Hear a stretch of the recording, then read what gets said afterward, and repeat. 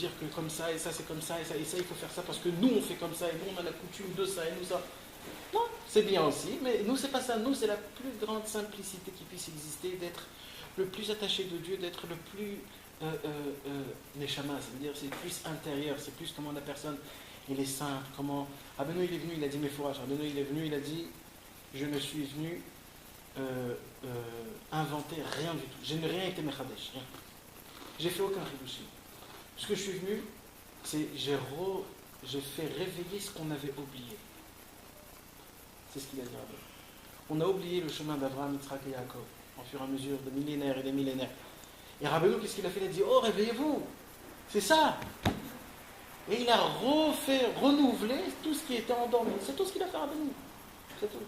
Et maintenant, Rabbeinu, qu'est-ce qu'il a fait en plus de ça? Il a interprété au niveau langage, au niveau pratique, par rapport à ce monde-ci. C'est tout. C'est tout ce qu'il a fait, Rabbeinu. Rabbeinu, il a dit mes fourrages. Il a dit, Ani kankan chadash malay hasham. Je suis comment on dit une bouteille. Pas une bouteille, une carafe. Je suis une carafe très ancienne, mais remplie de nouveautés. Parce qu'en vérité, je suis très ancienne. En vérité, c'est son... pardon. Une nouveauté remplie d'anciens. C'est ça en fait. Pourquoi? Parce qu'en vérité, Rabbeinu, il est venu, il n'a pas... Et c'est pour ça que en vérité, les gens... Et c'est ça en fait la réponse à ta question. Est-ce que les enfants, ils continuent? C'est très simple. Au moment où on prend Rabbeinu et on fait de ça une chassidoute, et on fait de ça une keila, et on fait de ça un mouvement qui est super bien carré, tout est bien placé, chacun il sait. Alors ça devient une routine, et la routine, Rabbeinu il ne supporte pas. Rabbeinu il aimait la itrachout, quand on se renouvelle, quand on recommence à revivre, chaque jour c'est quelque chose de nouveau, chaque impression c'est une nouvelle un sentiment, chaque vision c'est une nouvelle vision, de ressentir les choses. Quand un homme il vit comme ça, ses enfants c'est sûr qu'ils vivent comme ça aussi. Parce que même les enfants ils commencent à ressentir ce que le père il ressent. Le problème c'est d'essayer de faire passer, le père il essaye de faire passer aux enfants ce qu'il ressent, ça c'est le très dur. Et malheureusement aujourd'hui il y a beaucoup qui tombent parce que c'est très dur à faire passer ce que le père il sentait. C'est très dur. Alors qu'est-ce qu'il faut faire? Il faut apprendre aux enfants comment ressentir. C'est tout. Et quand les enfants ils arrivent à apprendre comment ressentir les choses, alors là c'est autrement. Là le fils lui-même, l'enfant lui-même, il a ses sentiments, il a ses événements, il a une bagarre, il a une milchama. Comment on fait avec ça? Comment on fait avec ça? Comment on essaye? Et là ça devient quelque chose de super, d'exceptionnel. Je t'en prie. Et c'est ça la beauté, si un père il arrive à faire ça, c'est exceptionnel. Mais en vérité, il faut, si d'abord nous on se le fait nous-mêmes, après ça passe automatique. Et si on ne fait pas ça, alors, malheureusement, c'est dur. Pas toujours on arrive que nos enfants ils arrivent à nous suivre, malheureusement. Bon, je crois qu'on va commencer Bezrat Hashem. Donc on est dans la Torah 64, on est dans le deuxième paragraphe. On va faire un petit résumé pour que Bezrat Hashem puisse rentrer dans le signal. D'abord cette Torah, elle parle au sujet de la Emouna, la foi. C'est quoi la foi? Rabbeinu il va nous expliquer, il va en parler Bezrat Hashem. Et surtout Rabbeinu il va en parler pas qu'est-ce que c'est la foi, parce que la foi en vérité on l'a tous dans notre cœur. Les gens ils croient que de devenir un tzaddik c'est quelque chose de dur. Mais Rabbeinu il nous apprend qu'en vérité on est tous des tzaddikim. On a tous des qualités, des capacités qui sont énormes. Et c'est quoi le problème? C'est qu'on ne sait pas qu'on les a. C'est tout. La seule Evdel, c'est-à-dire la seule différence entre un tzaddik et moi et tous les autres, c'est que les tzaddikim, ils savent ce qu'ils ont, et nous, on ne sait pas ce qu'on a. Rabbeinu, il a commencé le Likutei Moharan avec un chant qu'il a écrit. Shira Yehud, ça s'appelle. Dans ce chant-là, il y a des choses qui sont exceptionnelles qu'ils ont écrites. Une des choses qui sont très importantes, Rabbeinu, il a dit, ne soyez pas comme l'éléphant qui a peur d'une souris. Nous, on ressemble à un éléphant. La souris, elle est toute petite. Quand tu mets une souris au côté d'un éléphant, l'éléphant il commence à sauter, à bouger de tous les côtés. Il a peur de la souris. Rabbeinu dit, sachez que le Yetzer Hara, il n'est pas plus grand qu'une souris. Et nous, on est encore plus grand qu'un éléphant. On a une force énorme, mais le problème c'est qu'on ne sait pas qu'on a cette force. On peut marcher, écraser le Yetzer Hara, écraser des milliards de Yetzer Hara. On peut déchirer des champs et pousser des arbres et des pierres qui sont énormes. Mais le seul problème, c'est qu'on ne sait pas qu'on a cette force. On ne sait pas. Et vous savez, quand on commence à le ressentir, quand Chas v'Shalom, il se passe quelque chose de malheureusement un peu dur dans la famille, ou alors chez soi-même, quand Chas v'Shalom, il y a une maladie, ou alors quand il se passe quelque chose de pas bien, alors là, on voit que la personne, elle commence à faire bouger le ciel et la terre avec des prières, avec des sgoulottes, avec tout ce qu'elle peut. Pourquoi ? Parce qu'en vérité, c'est comme notre adrénaline. Quand il se passe quelque chose, on a une force que jamais on n'aurait pu savoir d'où elle vient cette force. Et en vérité, c'est ce qui se passe. Donc en fait, Rabbeinu, il nous dit qu'en vérité, on a toutes nos capacités. On a la possibilité de devenir des très très grandes équipes parce que tout est en nous. Donc en vérité, Rabbeinu, là, il nous déclare, il nous dit en fait que la Emouna, en vérité, on a une Emouna qui est énorme. Mais le problème, c'est que, encore une fois, ce monde-ci recouvre notre âme, notre Neshama, c'est-à-dire notre Emouna, et à cause de ça, on croit qu'on n'a pas de possibilité de vraiment vivre, de s'appuyer que sur Dieu. Alors là, Rabbeinu, il vient de nous parler, il va nous expliquer dans cette Torah, Bezrat Hashem, comment essayer de ne pas canaliser, de ne pas être en connexion avec ce monde-ci. Mais pas complètement, je parle juste des connexions que le monde il essaye de nous envoyer. Je vais encore ajouter un petit point qui est important. C'est un petit point qui est un peu dur, mais c'est très important de savoir. Comme je vous l'ai déjà expliqué, on est 24 heures sur 24 dans ce monde-ci, 7 jours sur 7, pendant les Bezrat Hashem 120 ans. Donc malheureusement, dans ce monde-ci, on est comme une éponge qu'on absorbe tout. Il dit, Rabbi Avraham ben Rabbi Nachman, 3e génération après Rabbeinu, une parole qui est très dure, mais c'est une parole qu'il faut que vous la sachiez. C'est qu'il dit comme ça, si un homme, il ne parle pas tous les jours avec Akadosh Baruch Hu, au moins un petit peu, mais au moins tous les jours, si un homme ne parle pas tous les jours avec Akadosh Baruch Hu, la journée où il a passé, quand il n'a pas parlé avec Hachem, il a appris un cours de Epikorsut, c'est-à-dire un cours qui est contre Dieu pendant cette semaine, cette journée. C'est comme ça, c'est équivalent, c'est comme ça que ça marche. C'est comme si par exemple, on demande à quelqu'un, chaque jour que tu investis, tu gagnes. Le mec qui étudie la Torah, il n'a pas parlé avec le il étudie un peu de... Eh oui. Rabbeinu, il parle dans la Torah 62, de Torah qui est juste avant, et c'est important de savoir. Rabbeinu, il parle des 7 sagesses, comme quoi c'est des sagesses qui sont en plus. C'est pareil en fait, hein. C'est pas très bien. Ouais, On écoute, après on pose des questions. Non, ça veut dire, ouais, c'est bon, ça veut dire c'est des contrats. Ouais. Rabbeinu, il nous parle des 7 sagesses, d'accord ? Il y a les 7 sagesses que Shlomo HaMelech en parle, c'est toutes les sagesses qu'il y a dans le monde en entier, c'est ces sagesses-là. La première, c'est l'autonomie, c'est les étoiles, l'astronomie, le Chokhmat HaNegina, la chanson, etc. Et Rabbeinu, il dit que ces 7 sagesses-là, on va en parler de ça, Bezrat Hashem, ce soir, ces 7 sagesses-là, ils sont très très dangereuses. Pourquoi ? Parce que ça ressemble à une pierre qui glisse, comme le marbre. Quand le marbre il est très très bien lissé, alors on peut glisser. Il dit Rabbeinu, quand on rentre dans dans ces sagesses-là, on a une possibilité de glisser. Il y a une possibilité comme ça. C'est quoi ? Ça veut dire quoi de glisser ? C'est-à-dire de croire qu'il y a des choses qui ne sont pas de Dieu. Il y a une possibilité comme ça. Maintenant, quand on compte les 7 sagesses, dans l'Agmara, ils incluent la sagesse de la Torah dedans. La Torah, ce n'est pas une autre sagesse. La Torah, elle est inclue dans les 7 sagesses. Et de là, la Gemara nous apprend que dans la Torah, il y a 2 niveaux. Zachar na'aseh lo samchaim. Lo zachar na'aseh lo samavet. La personne qui a eu le mérite de chercher ce qu'elle veut, elle va recevoir ce qu'elle veut. Si elle veut quelque chose de bien, elle va recevoir quelque chose de bien. Mais la Torah, elle a aussi une autre figure, que si tu veux chercher des mauvaises choses, elle va te donner la clé des mauvaises choses. Et la Torah devient un poison. C'est Samavet, il y a écrit comme ça, c'est un poison. Comment tu crois que Esav, il est tombé ? Parce qu'il a cherché le poison dedans. Et ainsi de suite. Korach, et Balak, et Bilam, et ainsi de suite, tout le monde.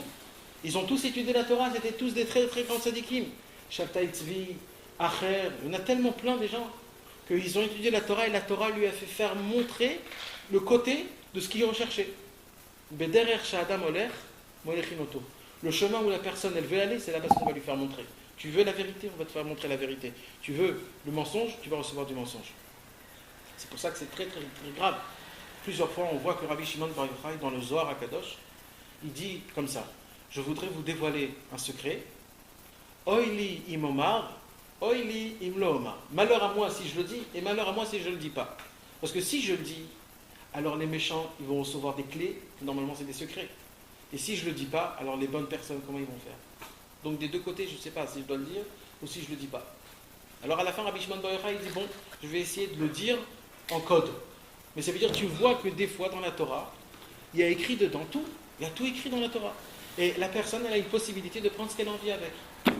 Donc on voit qu'un homme, il peut étudier la Torah toute la journée, mais en vérité, il n'est pas attaché à Dieu. Et une personne, elle peut étudier la Torah, et si elle n'a pas parlé avec Hachem, elle n'a pas demandé d'accomplir ce qu'elle a étudié. La même journée, il faut savoir une chose, que le Yetzer Hara lui a appris un cours comme quoi Dieu n'existe pas. Mais quand on fait la tefila, on parle à Dieu. Ouais, la tefila, oui, c'est ça, c'est la prière, c'est ce que je dis. Mais il faut que ce soit une prière avec Havana, avec une concentration, pas juste de parler comme ça. Si un homme il prie, oui, parce que prière, c'est de parler avec Dieu, c'est ce qu'on a dit. Parler avec Hachem, il n'y a pas de problème. Mais un homme qui ne prie pas avec Hachem, avec concentration, un homme il peut étudier la Torah et ça ne sert à rien. On voit des goïms qui ont étudié la Torah. Tu ne parles pas du doute alors? Moi je parle surtout de Hidbou des doutes. Surtout de Hidbou, parce que le Hidbou des doutes en vérité c'est de se remettre en question, est-ce que ce qu'il a fait c'est bien ou pas? C'est ça la grandeur de Hidbou des doutes. C'est d'essayer de se remettre en question. Et de voir, est-ce que j'ai fait quelque chose de bien, est-ce que j'ai fait quelque chose de mal, et si j'ai fait quelque chose de mal, comment je peux faire demain mieux? Donc il des doutes, c'est encore plus important. C'est surtout il des doutes. Mais si un homme, il peut essayer de parler dans sa prière normale, ok. Mais c'est surtout d'essayer de se remettre en question.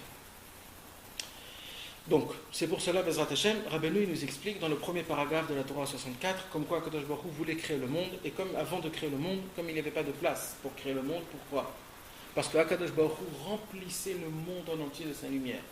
Et comme Akadosh Baruch Hu remplissait son monde de sa lumière, alors qu'est-ce qu'il a fait Hachem? Il a dit, il faut que je me retraite, je me contracte. Pourquoi? Pour que je puisse laisser une place pour créer le monde. Qu'est-ce qu'il a fait Akadosh Baruch Hu? On a parlé de ça dans le cours d'avant, la grandeur de Dieu, que pour créer un monde, il s'est contracté, il a enlevé de sa lumière. Et quand on enlève de la lumière, qu'est-ce qu'il y a? De l'obscurité. C'est quoi l'obscurité? C'est les mauvaises choses.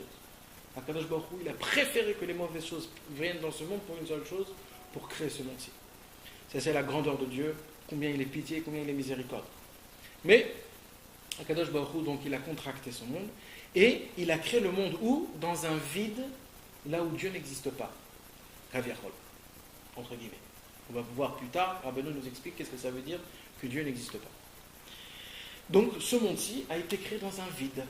C'est-à-dire qu'Aviachol, Dieu il s'est retiré pour qu'il puisse laisser de la place pour créer le monde, et c'est là-bas qu'il a créé. Donc, le monde, il est dans un endroit où Kaviachol, il a laissé un vide, c'est-à-dire Kaviachol, que Dieu, on va dire, il se cache. D'accord? Et il dit Rabbeinu qu'en vérité, on ne peut pas tellement comprendre ça. Pourquoi? Parce qu'en vérité, si Chas Veshalom se détache de quelque chose, la chose n'existe pas. C'est comme ça. Kadosh Baruch Hu, c'est la vie du monde. Même de rien. Même le rien, c'est quelque chose. Donc, Kadosh Baruch Hu, c'est la vie du monde. Alors, comment ça se peut que Dieu il s'est retiré, qu'il a créé quelque chose en se retirant? Alors, Rabbeinu il dit, ce n'est pas logique. On ne peut pas comprendre, parce qu'on est des humains, notre cerveau est tout petit. Et même tout ce qu'on a, on n'utilise même pas 10% de notre cerveau. Donc, essayez pas de comprendre, mais c'est comme ça que les choses y vont. J'ai vu dans les explications du Likutei Moharan que Rabbeinu, c'est pas pour rien qu'il nous donne, depuis le début de la Torah, quelque chose qui n'est pas compréhensible. Normalement, quand quelqu'un il a une nouvelle théorie à expliquer, il doit d'abord faire montrer toutes les preuves qu'il a et expliquer comme quoi, logiquement, ça marche. Mais là, Rabbeinu, il a fait quelque chose qui est complètement inverse du monde. Il dit, j'ai une nouvelle formule à vous donner. D'abord, il faut que vous sachiez que cette formule n'est pas logique. Alors déjà, il a enlevé toutes les mythus du monde, tous les mythosim. C'est-à-dire, n'essayez pas de comprendre que ce monde-ci, c'est logique. Le monde n'est pas logique. Et la preuve, c'est que la Emouna, c'est le contre de logique. Et comme Rabbeinu veut nous parler de la Emouna, c'est le contre-logique. Donc Rabbeinu nous dit maintenant, ce que j'ai besoin, c'est d'abord, appuyez-vous sur moi à 100%. Il faut que je vous donne, il faut que vous captez ce que je veux vous donner. Et si vous allez vous appuyer sur moi à 100%, vous allez comprendre même de votre cerveau d'après la logique. Alors, bête. Veda, et sache. Vous savez que quand Rabbeinu il dit da dans le Likutei Moharan, ça veut dire que Rabbeinu il a fait faire descendre ce paragraphe du monde de Hatzilut.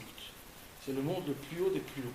Chaque fois qu'il y a écrit da dans le Likutei Moharan, ça veut dire que c'est quelque chose qui est très très très très haut. Alors il dit Rabbeinu Veda, et sache, sheyesh shnei minei epikorsut. Sache qu'il y a deux sortes de épikorsut. C'est quoi épikorsut? Épikorsut, c'était un homme qui s'appelait Épikoros. Épicure, ouais, c'est pareil, c'est en grec. C'est le même, quoi. C'est le même. C'était un homme qui s'appelait Épicure. Et cet homme-là, c'était un goy. Et c'était juste au temps de, on va dire, Shimon HaTzadik, c'est-à-dire au temps de Alexandre le Grand, c'était l'Empire grec. C'était au temps de l'Empire grec. Et les Grèces, la grecque, comment on dit les Grèces? La Grèce elle-même, elle avait une ta'ava, une envie qui était énorme. À quoi? À la sagesse. Et qu'est-ce qu'ils ont fait? Comme l'Empire Grèce était énorme, mondial, parce que c'était dans le monde, dans l'entier, alors ils ont écrit des écrits dans tous les pays du monde que tout celui qui a une sagesse à nous apporter, qui viennent, on veut apprendre. Ils veulent apprendre, ils apprenaient. Et ils ont fait la même chose avec les Juifs. Et malheureusement, c'est une des mauvaises choses qui s'est passée, la Gemara nous raconte dessus, des mauvaises choses qui s'est passées, c'est que malheureusement, on leur a donné plein de grands secrets qu'eux, ils ont pris, et aujourd'hui, ils disent des choses qu'en fait, c'est même de chez nous. Maintenant, qu'est-ce qu'il a fait? On avait un qui s'appelait Épicure. Ce Épicure, en vérité, il n'était pas grand en son temps. C'est qu'après qu'il est devenu grand, après qu'il est mort. Mais Épicure, il a écrit quelques livres, il a écrit quelques sagesses, et ces sagesses-là, ils ont fait un grand bruit. Et c'est quoi le grand bruit, Épicure?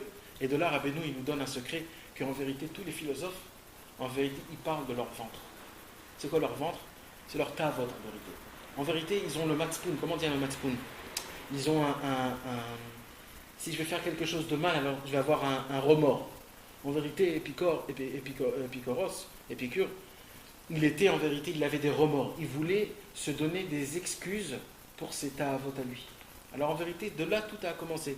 Et c'était quoi en fait son truc à lui? Son truc à lui, c'était deux choses. D'abord, il faut qu'il y ait une logique à tout. Et deuxièmement, si tu ne le vois pas, ou alors si tu ne le comprends pas, ça n'existe pas. C'était ça son truc. Si tu ne vois pas, ou si tu ne le comprends pas, ça n'existe pas. Tout ce que tu ressens, c'est 100%, même si c'est inexplicable. C'était ça, ces choses-là. Et la Torah, c'est exactement l'inverse. La Torah, c'est exactement l'inverse. La Torah, c'est une force de Emouna. Emouna, c'est la force la plus grande qui puisse exister au monde, parce que c'est quoi la Emouna? C'est je m'appuie sur quelque chose que je ne comprends pas, je ne vois pas, et je ne sais pas. C'est ça la force de la Emouna. Alors il dit Rabbeinu que dans la Épikorsut, il y a deux sortes de Épikorsut. Depuis, les Chachamim, ils ont appelé toutes sortes de contre-Emouna, contre-foi, Épikorsut, en son nom à lui. Alors il dit Rabbeinu qu'il y a deux sortes de Épikorsut. Alors juste avant qu'on continue, il faut que je vous dise une petite introduction. Rabbeinu, il va parler de la Emouna, la Épikorsut, donc tout ce qu'on peut parler. Il y a une façon d'expliquer cette Torah au niveau théoriquement. Ça veut dire quoi théoriquement? Ça veut dire, moi je vous dis ce que Rabbeinu il dit. Rabbeinu il dit des choses qui sont très simples, comme quoi il y a des questions qu'on peut répondre et il y a des questions qu'on ne peut pas répondre. Et ça s'arrête là. Les questions qu'on peut répondre, c'est les questions de Emouna qui sont, c'est pas vraiment en remettant en question Dieu, donc ça on peut répondre. Mais il y a des questions qui sont complètement horribles, qui remettent complètement Dieu en question, ça il ne faut pas répondre. Et Rabbeinu dit qu'il faut s'éloigner des gens qui posent des questions. Maintenant, ça c'est une façon d'étudier le Likutei Moharan. Il y a une deuxième façon d'étudier le Likutei Moharan, c'est qu'en vérité, tout ce Likutei Moharan, il se passe chez une seule personne. Et quand Rabbeinu il dit qu'il y a deux sortes de Épikorsut, ça veut dire en vérité que ces deux sortes d'Épikorsut, ils sont chez nous. Ce n'est pas des gens qui te posent certaines questions comme ça, ou des gens qui te posent. Et cette version-là, c'est une version qui est plus facile à rentrer dans le texte. C'est plus facile, parce qu'il y a des gens qui peuvent te dire « Ouais, mais c'est bon, on n'est plus philosophe, on n'est plus des choses comme ça. Non. On ne parle pas. Qui parle aujourd'hui d'Épicure? Qui connaît le mot Épicure? Et Platon et tout cela. Personne ne lit aujourd'hui ces choses-là. Alors qu'est-ce qu'on s'en fout? On ne rentre pas dedans. Et ça, c'est le grand piège du Yetzer Hara qui nous fait. Il y a tous ces livres. Ouais, mais ça veut dire aujourd'hui, qu'est-ce qui va commencer à les lire? Moi, j'en ai fait un. Non. J'ai ça la pousse tout de suite. Qu'est-ce qu'il faut être chez toi? Les preuves et compagnie. Ouais, c'est pas très bien, c'est pas très bien. Mais on va pas rentrer dans ça. En tout cas, c'est pas très bien de lire ces choses-là. En tout cas, il faut savoir une chose. Ça veut dire en vérité, non, ça veut dire, c'est pas comme avant. Avant, c'était des livres de base. Avant, le monde fonctionnait par rapport à ce que c'était ces choses-là. Le monde fonctionnait par rapport aux façons comment penser, comment voir, comment. Alors, en vérité, un homme, il peut se dire que bon, c'est pas. Eh bien, en vérité, c'est pour ça que je vous ai dit tout à l'heure que celui qui ne parle pas avec Dieu, il prend un cours de Yetzer Hara comme quoi Dieu n'existe pas. En fait, ce cours-là, c'est ça. C'est des questions qu'un homme se pose, qui fait partie, ou alors de la première catégorie. En fait, ce que tu veux dire, c'est que quand tu parles pas avec Dieu, tu tombes dans ces philosophies. Tu n'as même pas besoin de lire ces livres. Tu vis ces livres, sans que tu le saches. Wow. Ouais. Et c'est ça. Si vous avez compris ça, vous avez tout compris dans cette Torah. Donc, C'est très important. Tu renforces ta émouna. Exactement. Exactement. Et je répète encore une parole qui est importante. J'essaie de le dire à tout le monde, cette parole. C'est une parole qui vaut de l'or. Le Yetzer Hara, sa plus grande victoire, c'est qu'il nous a convaincus qu'il n'existe pas. Qui n'existe pas, Le Yetzer Hara. Comment? Quand on se pose des questions. On se dit, ouais, mais comment il a fait ça? Je sais rien du tout, il n'y a pas de problème de poser une question. Ben non, cette question-là, il ne faut pas qu'elle rentre dedans, il ne faut pas qu'elle rumine. Parce que quand elle va ruminer, elle va dégager des mauvaises odeurs. Alors là, c'est fini l'histoire. Et c'est ça la plus grande victoire du Yetzer Hara, c'est qu'il nous a convaincus qu'il n'existe pas. On dit le Yetzer Hara, c'est des grandes avérotes, manger du cochon, alors de ne pas faire Shabbat. Bon, c'est des grandes avéras. Mais il y a des toutes petites avéras qu'on se dit, bon, c'est rien du tout de ça, il n'y a pas de problème. D'essayer de philosopher sur Dieu des heures et des heures, de savoir s'il est là ou pas. Ça, c'est la plus grande victoire du Yetzer Hara. Le Yetzer Hara, il est là-bas, c'est ça, toute sa vie en entière. Alors, Rabbeinu, il va nous expliquer ce sont quoi les deux théories, c'est-à-dire les deux sortes de questions qu'un homme peut se poser en milieu de sa vie. Yesh et Pikos. Si on veut approfondir la deuxième version, c'est dans un commentaire de Rabbi Nathan. De Rabbi Nathan. Ouais. L'écoute à la route. Dans l'écoute à la route. Ouais. Et je vais aller encore plus loin. La majorité de toutes les halachot. Là, toi, tu vas présenter la lecture, c'est pour nous, c'est-à-dire c'est en nous. Mais tu as dit qu'il y avait une lecture, tu avais dit une deuxième lecture, c'est dans l'écouter à la route. Ah non, ça c'est la deuxième lecture. Que tout nous parle à nous. Qu'en vérité, tout est dans une seule personne.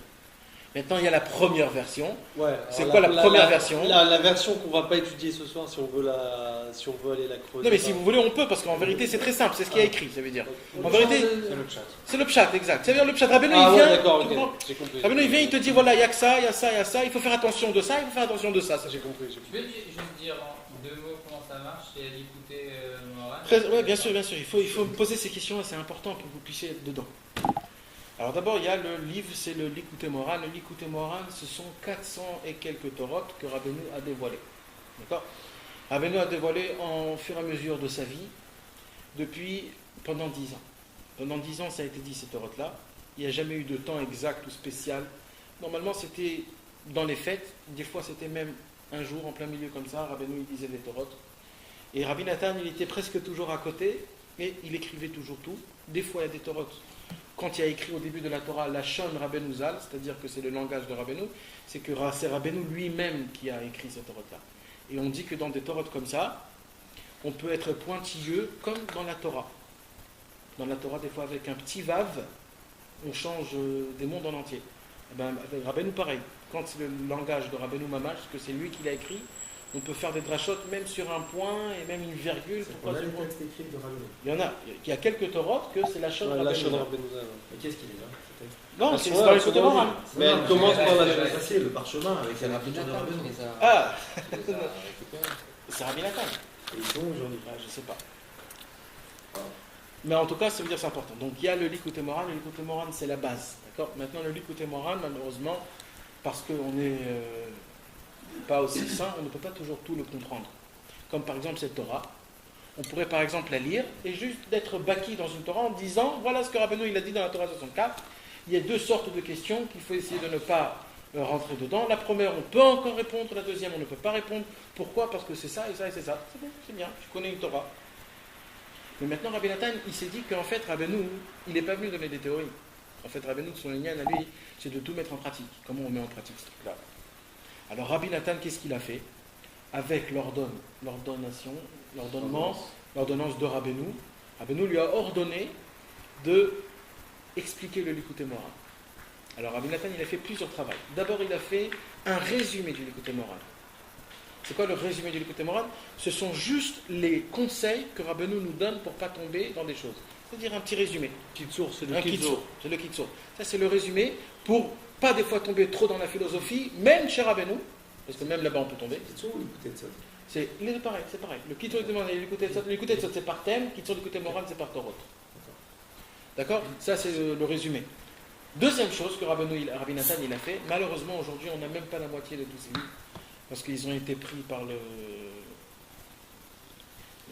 mauvaises forces. La mauvaise force. Comment on dit? La censure. La censure, pas de problème. En tout cas, il y a 8 tomes, à peu près 2500 pages d'explications sur tout le Likutei Moharan, et Rabbi Nathan il a fait ça par rapport au halachot du Shulchan Aruch. Il y en avait combien à l'origine, ce qu'on a, c'est 1/8. C'est 1/8. Donc on a un seul 64. On a 8 tomes. Ah, Et ces 8 tomes-là, c'était 1/8. Ah. Je veux dire, il y en avait. 64. Le Sefer Aleph Bet, c'est Rabbi Nachman lui-même. Ouais, à l'âge de 6 ans, il a écrit ce livre. Donc alors il y a Likutei Moharan, c'est la base. Et dessus, pour comprendre les choses, c'est le Likutei Halachot. Que Rabbi Nathan, il te fait faire montrer des choses que des fois tu perds le libre arbitre tellement c'est exceptionnel comment il te parle de tout et vraiment il arrive à entourer tout et il te fait rentrer tout dans la Torah, comment ça parle, le secret de par exemple hein? C'est comment le monde dit-on, comment tout fonctionne, c'est bien, mais la plénimiot des mitzvot, j'appellerais ça vraiment la pléimiot des mitzvot. Ça veut dire en vérité, il te donne le secret de toutes les halachot du Shulchan Aruch. Et par exemple, tu prends Brit Mila, par exemple, tu dis, qu'est-ce que Rabbeinu peut me dire sur la Brit Mila? Et tu vas voir 5, 6 torotes, 7 torotes sur la Brit Mila, et il te parle dans des torotes que tu ne vois pas du tout le lien, mais il te fait rentrer que ça c'est ça, et ça c'est ça, comme quoi il faut s'annuler, il te fait montrer des choses qui sont vraiment exceptionnelles. Il a la fois, c'est Rabbi Nathan. Mais il a entendu ou c'est juste un piroge? C'est lui. C'est lui. Rabbeinu, il a béni, il a dit comme ça. Il dit, je te bénis que tu puisses te promener comme dans un verger. Hein? Comment t'as dit? Dans un palais. Dans un jardin de foi. Tu pourras les tailler le vegan. C'est-à-dire te balader dans les Torot Mamash. Et il se baladait dans les Torot Mamash. C'était de la folie. Et normalement, on dit que Rabbi Nathan, c'est le cerveau de Rabbeinu. En vérité, ce qu'il dit, on peut s'appuyer à 100%. Elles sont acceptées par tout le monde juste. Bien sûr, il n'y a pas de. Rabbeinu et Rabbi Nathan, c'est la même chose. Ça veut dire aujourd'hui, quand Rabbi Nathan a dit quelque chose, tu sais que c'est Rabbeinu. Il y a pas. Tu peux pas dire que ça c'est pas ça, parce qu'en vérité, Rabbeinu il a dit mes fourrages sur lui, et je m'appuie sur lui, comme quoi lui, c'est le seul qui m'a compris de tous. Donc c'est pour ça que quand Rabbi Nathan il dit quelque chose, donc ça veut dire que c'est même Rabbeinu qui l'a dit quoi. Donc c'est pour ça que ce que je voulais te dire, c'est qu'en vérité, la majorité des halachot qui parlent sur cette Torah, c'est tous d'après la deuxième version. C'est-à-dire qu'en fait, tout ça, c'est chez nous. Ouais. Comme ça, il explique. Et comme ça, on peut voir comment on pourra appliquer. Donc ça veut dire que là, ce passage, il est expliqué aussi dans le Likutei Halachot, dans plusieurs endroits. Il cite la Torah de toute manière dans le Likutei Halachot. Bien sûr. Je vais te faire montrer. C'est aujourd'hui, Torah Alek, Torah Bet, c'est dans le Likutei Halachot de la même manière? Ouais. Mais pas toujours, c'est-à-dire des fois c'est celle-là, des fois c'est celle-là. Mais toujours il prend des fois un point et il commence à rentrer dedans jusqu'à qu'il explique à tout va. À la fin du Likutei Moharan. La fin, c'est pas basé un peu sur le Shulchan Aruch. Oui, c'est basé la même structure que le Shulchan Aruch. Ça part dans des. Ah ouais, ça part. Ouais. Voilà. Par exemple, à la fin, vous voyez, la Torah Samer d'Aled El Paro. Il a expliqué dans Tfilat Mincha. Ah, d'accord. Par exemple. Après, il a expliqué dans Chukot Akum. Après dans Nida, après dans Kilaim, et après dans Pikadon. Tu vois pas du tout le Nida, ou alors et tu vois que Rabbeinu il rentre dedans et il te fait montrer comment le monde. Rabbi Nathan. Et comment le monde lui appartient, mamash.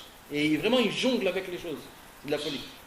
Et ce sont les deux seuls ouvrages Non, il y a beaucoup plus. Parce Après, que tout le Sefer, là, tu sais où il y a les parachutes, où c'est. le Chumash, avec Non. l'écoute à la chot. Ah, ça, c'est le coup d'accord. Ah, c'est l'écoute à C'est la l'écoute à la chot, exact. Des fois, Rabbi Nathan, il explique aussi les mêmes choses. Qui a fait la correspondance. Ah, donc en fait, c'est tout l'écoute à la fois. Ouais. Mais il y a encore après, dans plusieurs générations, une génération après Rabbeinu, il y avait Rabbi Nachman de Turin qui a écrit une explication sur le Likutei Moharan qui s'appelle Parparot Lechorma. Après, il y a Bei Be'anachal, après, il y a Me'anachal, après, il y a Biur Alikutim. En fur et à mesure, les grands tzadikim de Chassidei Breslev, ils ont écrit le Likutei Moharan et ils ont même écrit des klalim, des règles comment étudier le Likutei Moharan. Il y a 18 règles comment étudier le Likutei Moharan. D'ailleurs, Nathan, ces règles-là, elles sont là depuis Rabbi Nathan ou c'est des règles? Non, Rabbi Avon de Reb Nachman, c'est Rabbi Avon de Reb Nachman. Mais il dit Rabbi Avon de Reb Nachman que lui, il a pris ces règles-là par rapport au Likutei Halachot. Comme ça, il dit. Mais on n'est pas obligé d'étudier pas avec ces règles-là. Pas obligé. Celui qui veut, c'est bien. C'est comme par exemple un jeu aux échecs. Alors pour un petit peu faire que ça soit un peu plus dur, alors tu te rajoutes une règle. Pour que ça soit plus manienne. Pour que... C'est pareil, les 18 règles, c'est encore un adgar, comme on dit en... Par exemple, quand il y a écrit Béda, alors c'est-à-dire ça. Ouais, non, ça, C'est un non, genre de règle. non, ça c'est une règle déjà de Rabbi Nathan. Il a dit, j'ai entendu ça de Rabbeinu. Mais par exemple, on va dire un exemple d'une règle que Rabbeinu il dit Rabbeinu que la première règle c'est Minéoubé. Ça veut dire quoi Minéoubé? Ça veut dire que dans une Torah, en vérité, il y a tout. Ça veut dire quoi il y a tout? Si par exemple Rabbeinu il te parle, il te dit que à cause du casse, à cause de la colère par exemple, on tombe et on perd notre parnassa. D'accord? Et après, il te parle de la Torah et ça s'arrête là. Normalement, et c'est obligatoire, que dans la Torah, il y a aussi le conseil quoi faire contre l'orgueil. Parce que dans la Torah, il doit avoir toutes les questions et toutes les réponses. Tu n'as pas besoin de chercher dans une autre Torah. C'est ça, c'est une des règles. C'est que si tu vois, tu as un problème et tu vois qu'il n'y a pas, Rabbeinu il n'en parle pas, c'est quoi? Tu es obligé de voir, parce que c'est obligé. Et comment par les psukim, par les trucs, pourquoi Rabbeinu il a pris d'Afka ce pasuk-là et pas un autre? Alors il faut ouvrir, et comme ça tu rentres dans des... Et pourquoi il a coupé le pasuk en moitié, pourquoi il a rajouté... Et c'est quand tu étudies comme ça, moi ça fait déjà, ça fait au moins 3 mois que j'étudie une seule Torah, et on ouvre tous les livres, et c'est de la folie, tu pars, c'est de la folie. C'est de la folie, quand on étudie comme ça, c'est exceptionnel. C'est exceptionnel. Dans chaque Torah, il y a tout. Les questions et la réponse, quoi. Question et réponse, mais on va tout. Sur tous les sujets. Sur tous les sujets. Tu peux te trouver, c'est ça. C'est qu'à la rigueur, tu pourras en étudier que, c'est super. Bien, Ouais. Alors, on va continuer. Alors, Veda sheyesh nemine epikorsit. Donc il y a 2 sortes d'épikorsit. Rabbeinu nous dit. Alors là, Rabbeinu va nous expliquer la première épikorsit. C'est quoi la première épikorsit? Yesh epikorsit. Il y a une sorte de épikorsit. Sheba mechochmot chitzoniyot. Qui vient d'où? Des sagesses extérieures. Ve'alav ne'emar. Et dessus a été dit dans les Pirkei Avot. Veda ma shetashiv l'epikores. Sache qu'est-ce qu'il faut répondre aux personnes qui n'y croient pas en Dieu. D'abord, la première épikorsit, Rabbeinu nous explique c'est quoi? C'est les chochmot chitzoniyot. C'est quoi les chochmot chitzoniyot? Les chochmot chitzoniyot, c'est tout ce qui est à part la Torah. Malheureusement. Tout ce qu'un homme il peut étudier à part la Torah, toutes les sagesses, il y a une possibilité dedans, dans cette sagesse-là, de tomber dans la épikorsit. Parce que c'est quoi en vérité la Emouna? La Emouna, c'est que tu sais que tout vient de Dieu. Okay? Donc je comprends que tout vient de Dieu. Maintenant, quand tu commences à apprendre, on va dire, l'architecture. Qu'est-ce qu'elle te fait montrer l'architecture? En vérité, que tout est calculé. Et que si tu fais comme ça, il n'y aura pas ça. Quand tu fais des yesodot, c'est-à-dire des fondations, des choses comme ça, d'une grandeur comme ça, le truc il ne peut pas tomber, où il n'y a pas de problème. Donc en vérité, il te fait montrer que tout est calculé, tout est logique. Gemara Kiddushin, Tov chez Barofim, la Gehinom, exact. Ça veut dire en vérité que c'est quoi en vérité les sagesses extérieures? Il te fait montrer, il te fait prouver comme quoi c'est pas obligé que tout vient de Dieu. Tu as le pouvoir quand même, exact. J'ai la possibilité, quand je fais comme ça, il n'y aura pas ce problème-là. Alors normalement, c'est pas un problème quand un homme il a la Emouna. Parce qu'il sait que quand même tout c'est Dieu et tout peut se dégringoler en une seule seconde. Mais il y a quand même une possibilité de tomber dans les choses. Et pareil avec la médecine, avec tout, l'astronomie, les choses comme ça. Pourquoi? Parce qu'on voit qu'en vérité, tout est calculable. On peut enlever Dieu de l'histoire. Et c'est comme ça que la tour de Babel, et c'est comme ça que... Partout, il y a un problème là. Bien sûr. Attends, Rabbeinu, il veut nous parler de ça. Mais Dieu nous a donné les choix pour la médecine. Ouais, mais comment ça se passe aujourd'hui, la médecine? Comment ça se passe? C'est qu'il y a des médecins qui se prennent pour Dieu. Non, exact. Ils te disent, regarde, je donne des cas. Exact. Un cas qu'il y a eu récemment. On ne doit pas se guérir. Non, j'ai pas dit ça. Ils te disent, ce bébé, il est comme ça, ce fœtus, c'est comme ça, Exact. ne le garde pas. Ils se prennent pour Dieu, ils décident de pouvoir vivre. Mais il n'y a pas que ça. Quand tu viens chez le docteur, tu sais si déjà on a parlé de ce sujet-là, sache que c'est pas Pachout. Le Ramban, il dit, Ani Hashem Rofera, c'est écrit dans la Torah. C'est-à-dire, moi Dieu, c'est moi le docteur. De là, on apprend, la Gemara, que Dieu a donné la permission au docteur de guérir. Donc en vérité, le docteur, il a une seule permission, c'est de guérir. Maintenant, aujourd'hui, quand tu viens chez un docteur, qu'est-ce qu'il te fait? D'abord, il te dit comme que la maladie, elle est énorme. Après, il te dit, bon, moi je sais d'après mon truc, comme quoi ça fait 50 ans, je vois que, non, c'est comme ça, donc toi, il te reste tant. Et ainsi de suite. Et ils vont te dire, ça c'est bien, ça c'est pas bien. Ça tu peux prendre, ça tu peux pas. Donc en vérité, c'est pas des médecins. Un médecin, il doit venir, il dit, voilà, c'est ça la truc, qu'est-ce que tu veux? Ou alors, voilà, il y a ça, choisis. Mais le médecin, en vérité, il devient Dieu, comme tu as dit, il devient Dieu, c'est lui qui commence. Donc là, on est tombé. C'est exactement ce qu'il vient de dire Rabbeinu. Dans les chokhmot ritzoniot, c'est-à-dire dans les sagesses extérieures, il y a une possibilité énorme de tomber dans la épikorsut. Mais il dit Rabbeinu que cette sagesse-là, ça c'est pas tellement grave. Pourquoi? Parce que dessus il a écrit Veda Machetaché l'épikorat. Ça veut dire quoi? Veda Machetaché l'épikorat. C'est-à-dire qu'en vérité, il y a des réponses à tout ça. Et ce sont des réponses que si un homme il commence à un petit peu étudier les réponses, c'est facile à savoir. Donc un docteur, il va venir, il va te dire, ouais, mais c'est comme ça et c'est comme ça que normalement ça marche. Tu pourras lui faire montrer, si un homme s'y connaît un petit peu, comme quoi c'est pas obligatoire que c'est comme ça que ça marche. Des fois, il s'est passé des choses comme ça, et le corps, il fonctionne comme ça, donc on peut faire aussi ou comme ça. Et le docteur, il dit, ouais, c'est vrai. Donc ça veut dire toujours des réponses qui sont même logiques, que grâce à ça, on peut remettre en question ce qu'ils tous ils disent. Pareil pour l'architecture, pareil pour l'astronomie, pareil pour chaque chose.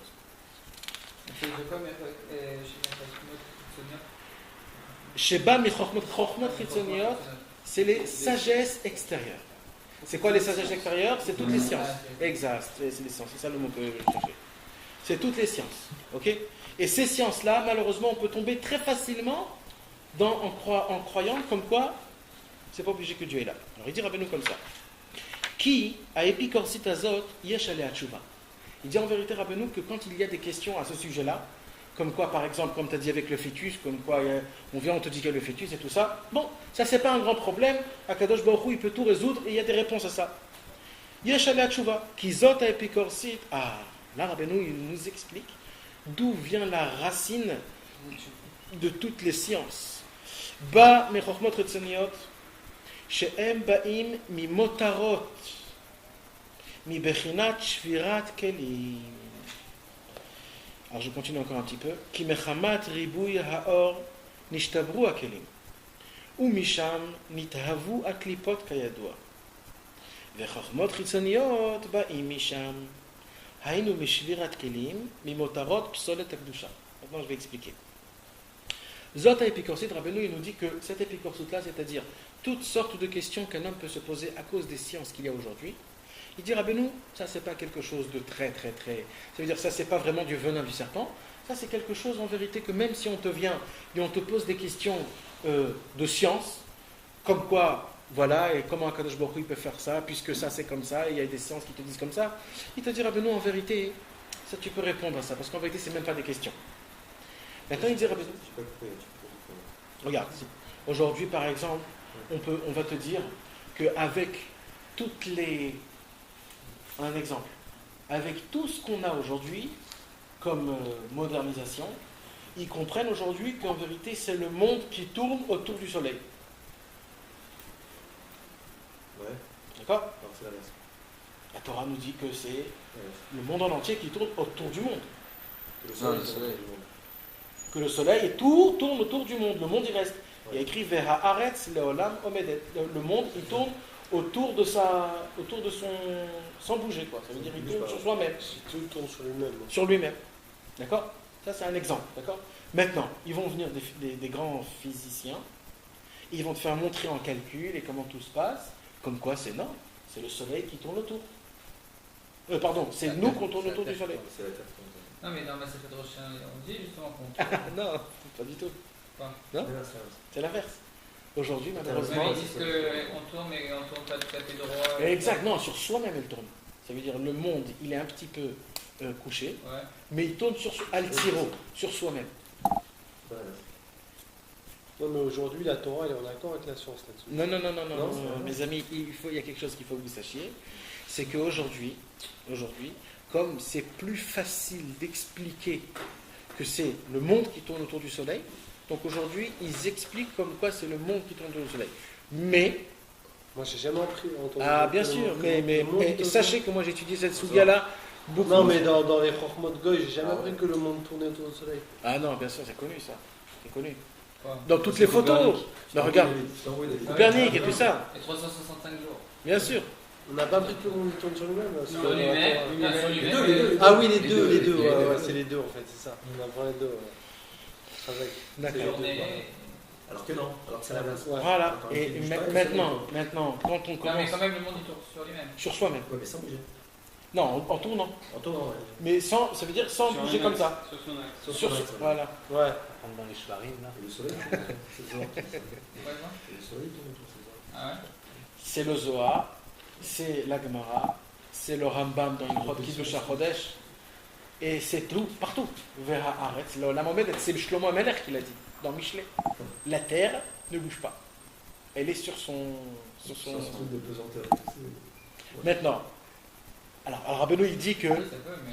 Voilà. Alors maintenant, comment ça se passe avec Rabbeinu? D'un côté, tu as un physicien, il va venir avec des livres comme ça gros, il va te faire montrer des centaines de milliards de preuves que c'est comme ça, mais en vérité c'est faux. Alors il dit Rabbeinu, ça c'est rien du tout ça. Parce que c'est basé sur une sagesse. Et les sagesses, Rabbeinu il va nous expliquer qu'en vérité c'est... Comme les masculines quand il est monté entre eux. Exact. Donc il dit Rabbeinu, un homme qui est un petit peu intelligent, il bat ça en une seconde. D'accord? Et on a déjà vu ça plusieurs fois que ça s'est passé. Plusieurs fois. Si vous voulez voir, il y a un livre qui s'appelle Sefer Abrit, je ne sais pas si vous l'avez à la maison. C'est un livre qui parle de ça. Au début, il parle de tout. Et il fait montrer, parce qu'il y avait une très très grande disputation dans la Gemara. Dans la Gemara, Maseret Rosh Hashanah, un jour, il y avait les sages à nous qui ont dit comme quoi c'est le monde qui reste sur soi-même et que tout tourne. Et il y avait les autres. Je ne sais pas c'était qui, en tout cas qui sont venus. Et un jour, ils ont fait une émeute. Une disputation. Et il y a écrit que pendant 4 jours, ils se sont battus. Et qu'est-ce qui s'est passé? C'est eux qui ont gagné les sages d'Israël. Alors les sages d'Israël, ils étaient complètement en problème. Alors ils ont envoyé une lettre, je ne me rappelle plus à qui, Rabban Gamliel.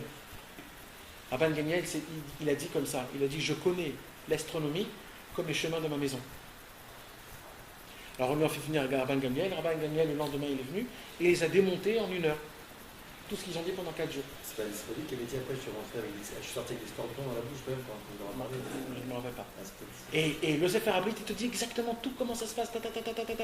Donc on voit qu'en vérité, si on sait, il y a la réponse à chaque question, et les questions qui se basent sur des sciences. Maintenant, Rabbeinu, il nous explique d'où vient la racine de ça, de cette science, comme quoi des fois on peut tomber, des fois à cause de ça on peut arriver à des endroits qui ne sont pas très bien. Il dit Rabbeinu, Embaim mi motarot. C'est quoi des motarot? Pas du surplus. Déchets. Motarot, c'est des déchets. Rabbeinu, il donne un exemple. Les ongles, les cheveux, la sueur, c'est des choses qu'on n'a pas besoin, qu'on rejette, le cœur rejette le corps. Il dit Rabbeinu, en vérité, ces sagesses-là, ça vient des motarot. Ça vient des déchets. En vérité, la racine de tout, la base de tout, c'est la Torah. La base de tout, c'est la Torah. Il y a écrit comme ça. Avraham Avinu, il avait besoin d'avoir un enfant. Et ça faisait longtemps qu'il n'a pas essayé d'avoir de plein d'enfants. Il n'a pas eu d'enfant. Alors, qu'est-ce qu'elle a fait Sarah? Elle a dit, Sarah, prends Agar, ma servante, et essaye d'avoir avec elle un enfant. Peut-être grâce à ce bon geste, ça va me faire avoir un enfant. Qu'est-ce qu'il a fait? Elle a eu Ishmaël. Quand elle a eu Ishmaël, il était content, le déchet, exact. Qu'est-ce qui s'est passé? Tout de suite après est venu Avraham Avinu. Yitzhak. Dès qu'Yitzhak est venu, Avraham Avinu a dit maintenant j'ai plus besoin de Ishmaël, je le jette à la maison, je le jette. Alors Agar, elle a commencé à pleurer, comment tu fais ça, et tout ça, et tout ça, et tout ça. Bon, qu'est-ce qu'il a fait Avraham? Il a dit je vais donner des cadeaux à Ishmaël. C'était quoi le cadeau? Quand il l'a envoyé, Quand il l'a envoyé. Exact. Rachid il dit en bas, toutes les magies, toutes les sciences, toutes les choses superflues. La Mizrach. Toutes les magies, là on parle des vraies magies, ça veut dire en fait, toutes les magies, toutes les sorcelleries, toutes les sciences, c'est qui les ont? C'était Ishmaël. Non, c'est pas des lumières. Hein. Alors avant, c'était tous des lumières. Ouais. Par exemple, C'est eux qui ont inventé les matchs, je crois. Non, les matchs, c'est la Grèce. C'est la Grèce qui a inventé. C'est la Grèce à Sparta. Sparta, j'aime au sport. À Sparta, tout à l'heure. Ah, les maths. Les maths, ouais. Ah, les maths. C'est les Arabes qui ont inventé. Enfin, qui. Ah, ça se peut, je sais pas. En tout cas, c'est eux qui ont inventé le damka. Comment on dit le damka? Les dames. Les dames. Ah bon? C'est le Rambam qui dit comme ça. La Belgique. La Belgique. Non. Son but était pour qu'il ait de quoi se tenir tout seul, c'est ça? Qui? Ishmael, c'est Abraham, dans son but c'était pour que Ishmael puisse s'en sortir. Non, c'est que maintenant qu'il a eu son fils Yitzhak, et que comme Ishmaël, c'est quand même un serviteur, puisque c'est la fille de son servant, il a dit j'ai pas besoin d'un serviteur. Donc, au lieu que tu sois un serviteur chez moi à la maison, moi je te laisse tout seul, tu deviens un homme normal.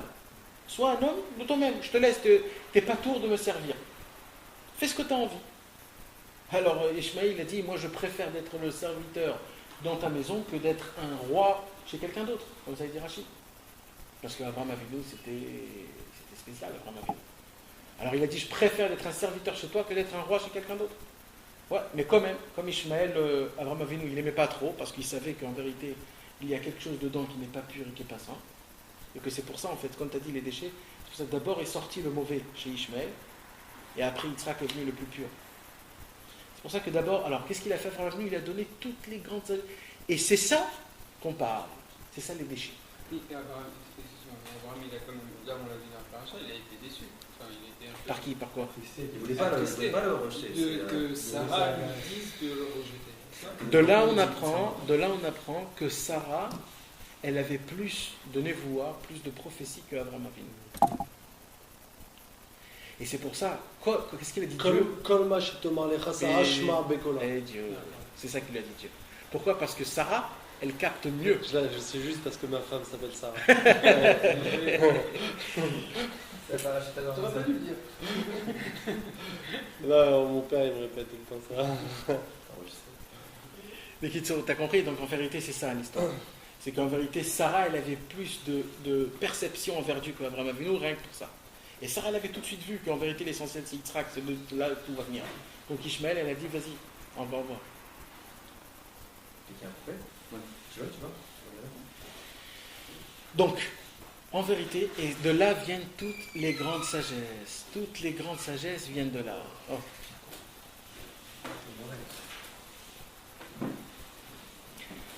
Donc en vérité, mais malheureusement c'est un peu dur à comprendre, mais c'est la vérité. Que toutes les sciences aujourd'hui, elles ne nous appartenaient pas à nous.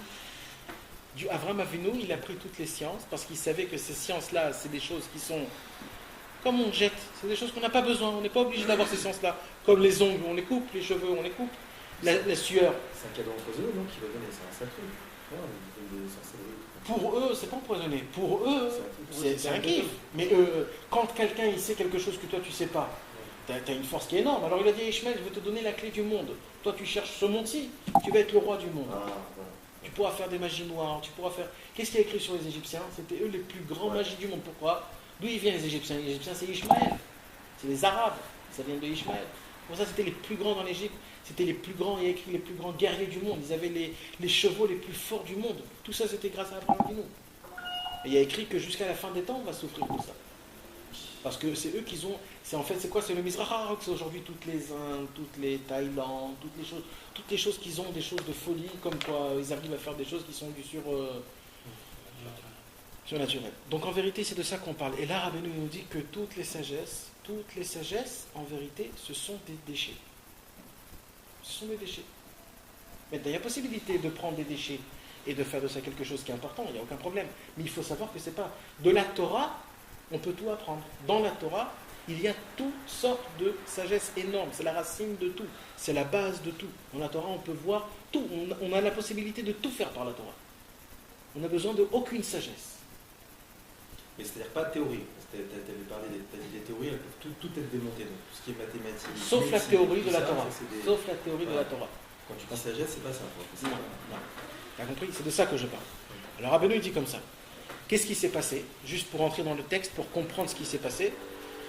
On ne va pas rentrer vraiment en approfondissant parce que on ne va pas approfondir dans les choses comme ça, mais on va juste expliquer comment ça marchait.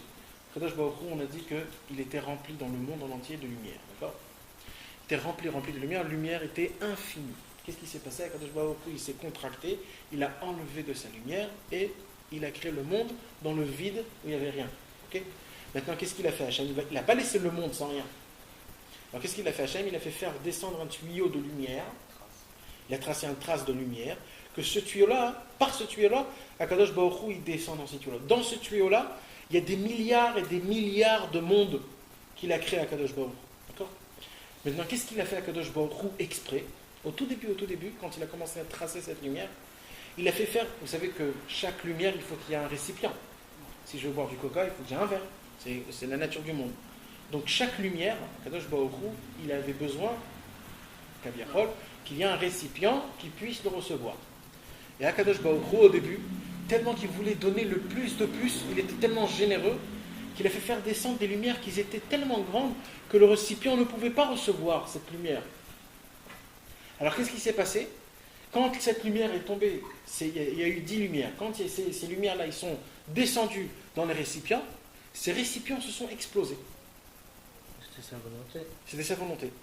Parce que de là a été créé le mal. Comme ça, le mal a été créé. Avant, il n'y avait pas de mal. Alors, on va expliquer comment ça s'est passé.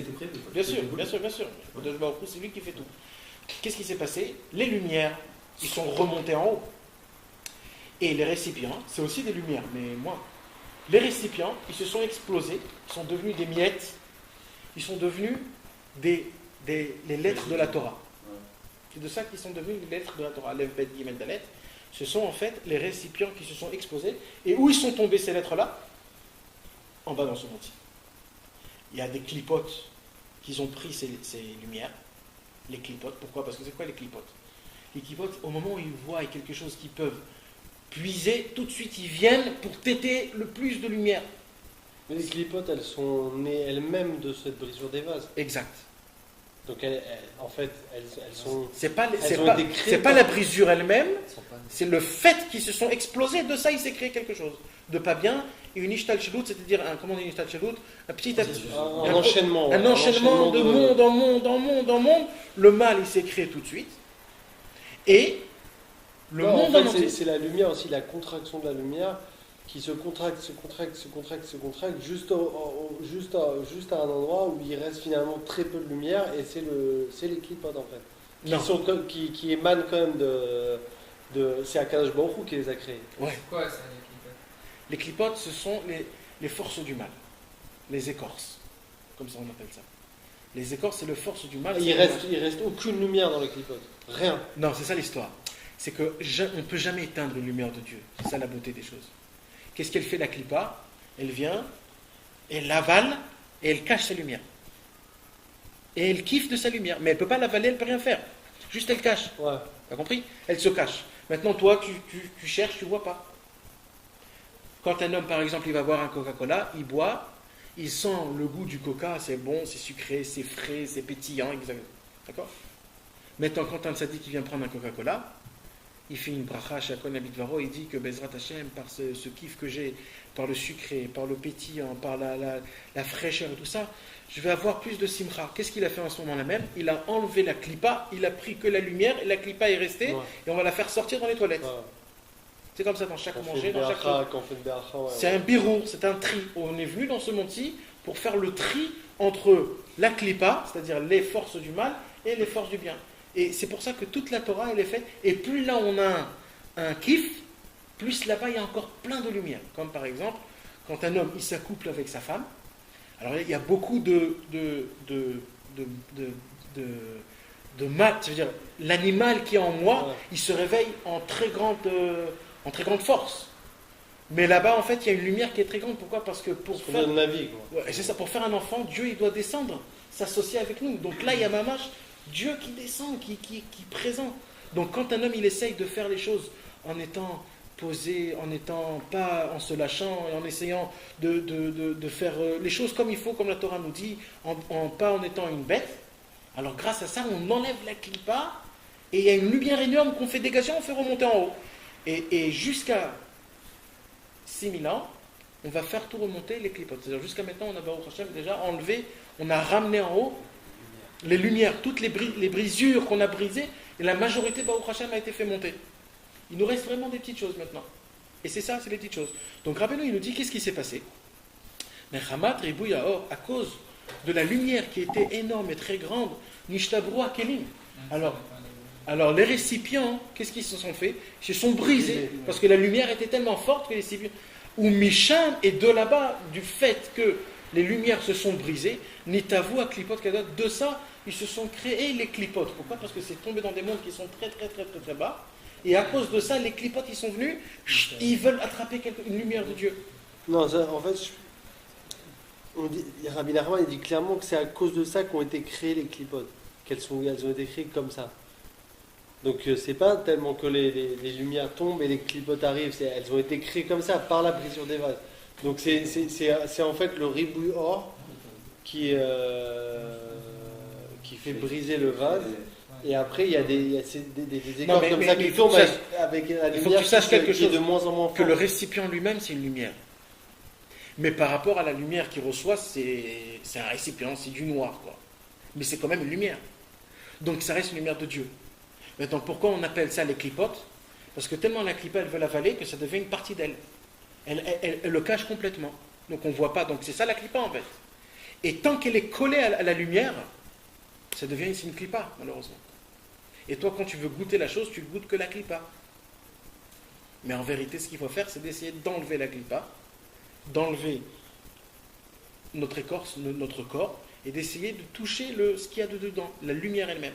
T'as compris ? Okay. Ce qu'il y a aussi de plus facile à comprendre, c'est la lumière de Dieu qui est spirituelle, qui est quelque chose de lumière spirituelle, la rendre matérialité. La matérialité, c'est tout simplement. En fait, c'est ça. Quelque chose exact. Mais moi, je comprends ça vraiment comme un amoindrissement de la lumière, en fait.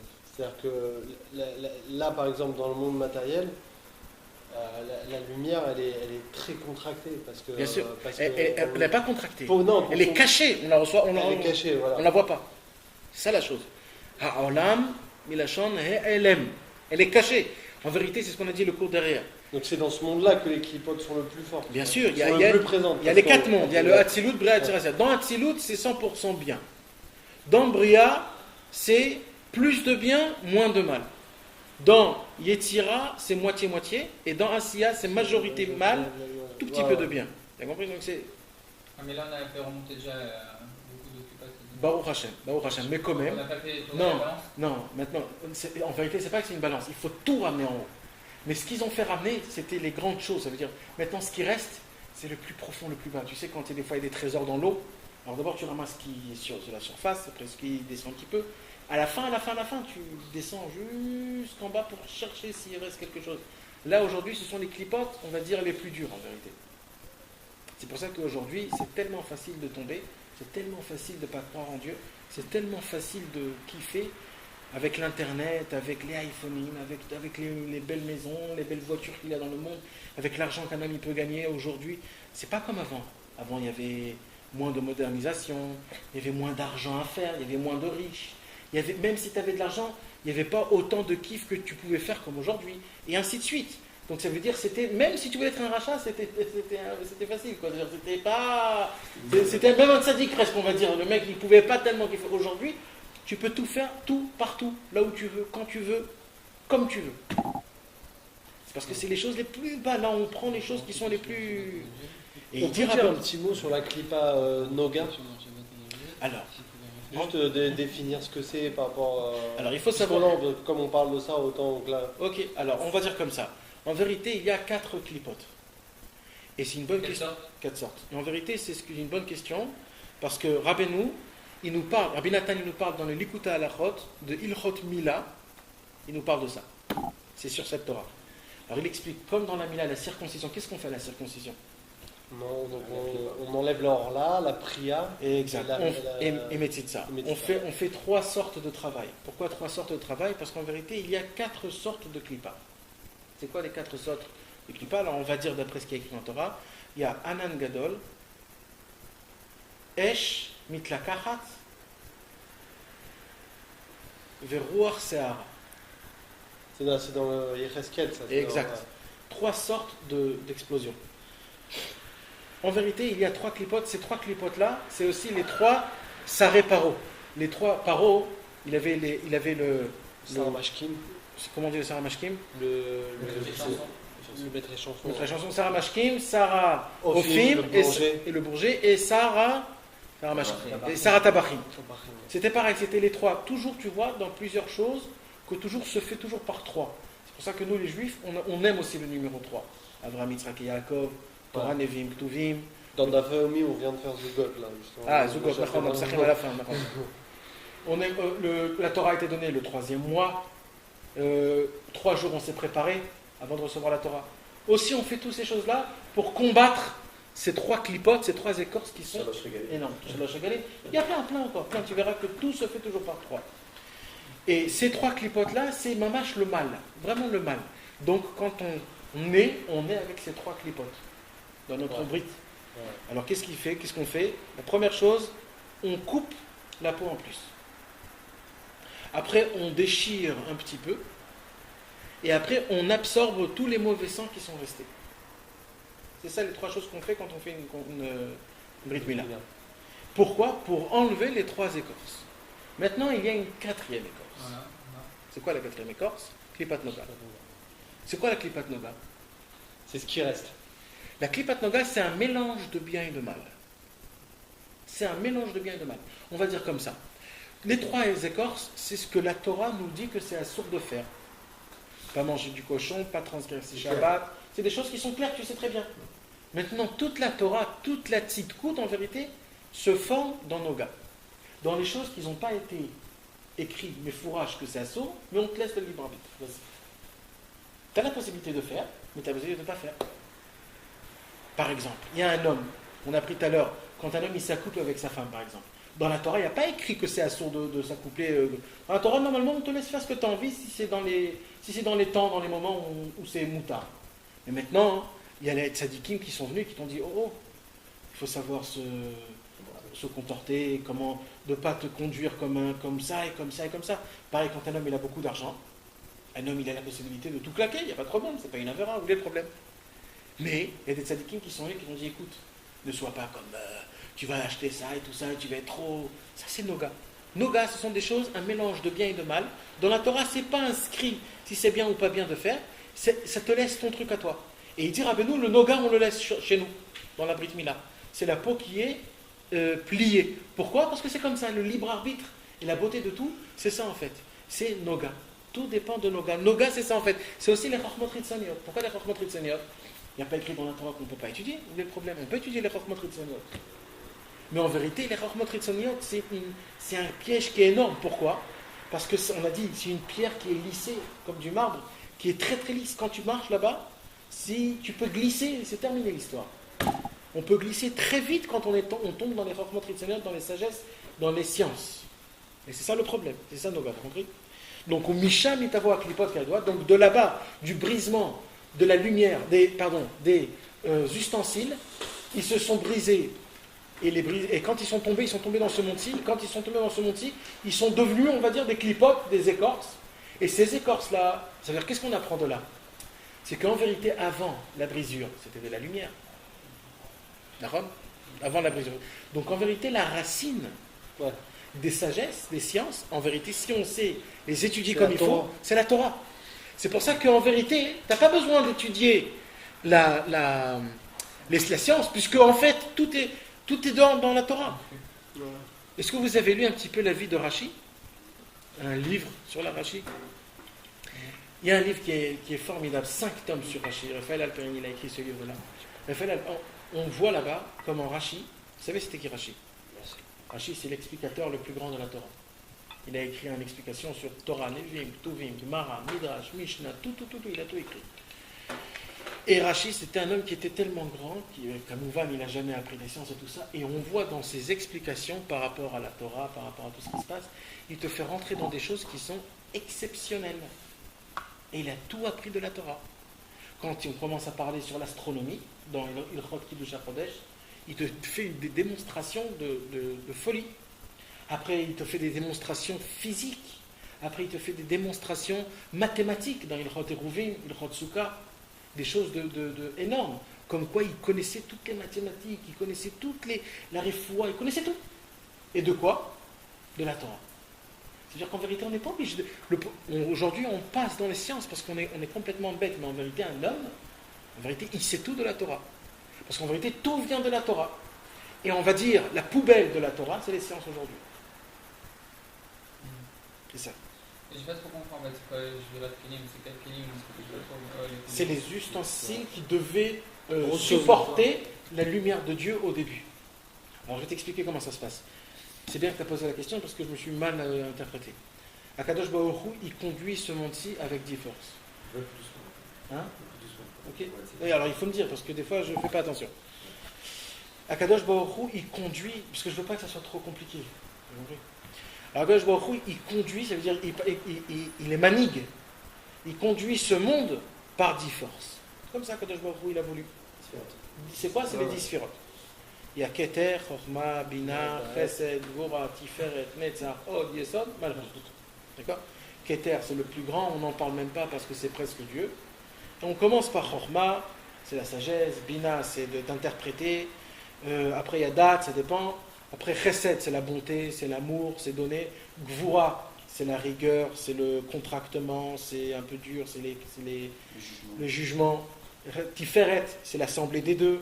Netzach, c'est l'assemblée des deux aussi, mais un peu plus de rigueur. Hod, c'est l'assemblée des deux, mais avec un peu plus de bonté. Yesod, c'est celui qui maintient tout. Fondation. Yesod, c'est une fondation. C'est celui qui maintient, il supporte toutes les sphirotes. Il prend cette lumière de tout et il la donne à la Malchut. C'est quoi la Malchut? C'est ce monde-ci. C'est quoi la Malchut? C'est la royauté. C'est comment ce monde-ci se... Toujours, on parle dans la Kabbalah, Yesod et Malchut, c'est de faire un zivou contre le Yesod et Malchut, de faire un accouplement entre le Yesod et le Malchut, parce que le Yesod, c'est lui qui reçoit la lumière la plus grande de toutes les... Maintenant, Akadosh Baruch Hu, il a dû faire descendre ces 10 lumières-là dans 10 kelim, dans 10 ustensiles. Et il a commencé par la Malchut. Après, il a commencé par le bas, ainsi de suite, jusqu'à qu'il est arrivé en haut. Et dès que c'est arrivé en haut, il y a eu une explosion. Les 3 premières, les ustensiles, ils ne se sont pas cassés, ils sont remontés en haut. Mais les 7 dernières, ils ont explosé. C'est compliqué, c'est-à-dire il y a beaucoup... Les 7 dernières, c'est-à-dire les... De Chesed jusqu'à Malchut. Eux, il y en a qui c'était juste derrière, on ne va pas rentrer dans le truc, mais petit tout, c'est comme ça. Non, ouais, parce que c'est compliqué. Ouais, non, nous-mêmes, on ne connaît pas. C'est Hein? c'est pour créer le mauvais. C'est comme ça que le mal a commencé à rentrer dans le monde. C'est comme ça que ça. C'est comme ça qu'Akadosh Baruch Hu a voulu que ça se passe. Bien sûr. C'est volontaire. C'est les bases de la création, de toute création. Bien sûr. Bien sûr. Parce que le mal, tout est bon à l'origine. C'est le truc. Mais C'est à après, partir du monde, une technique dans le bon qu'il a créé le mal. C'est une technique dans le bon. C'est ça le mal? Mais est-ce que... attends 2 secondes. De là, on apprend des choses qui sont énormes, parce que c'est pas juste comme ça, une théorie. Qu'en vérité, pour construire, il faut détruire. De ça, Rabbeinu, il fait des torotes énormes. C'est la base de Rabbeinu, ça. Qu'en vérité, pour construire, il faut détruire. C'est ce qu'on a parlé tout à l'heure, avec toi. Et ça se passe avec chaque chose. Et il dit Rabbeinu, personne ne peut monter s'il n'est pas tombé. Personne.